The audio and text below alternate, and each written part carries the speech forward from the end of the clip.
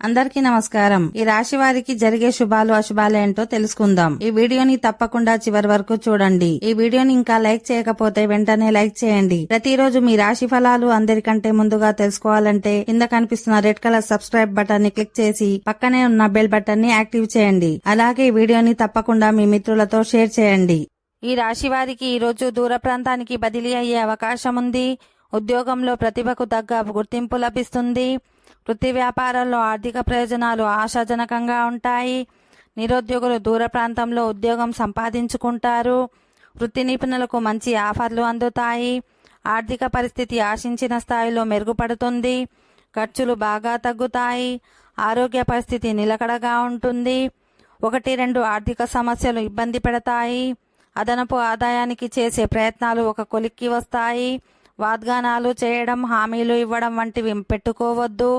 ఉద్యోగంలో బరువు బాధ్యతలు పెరుగుతాయి. కొత్త లక్ష్యాలు మీ ముందుకు వస్తాయి. ఇంటా బయట ఆచితూచి వ్యవహరించడం మంచిది.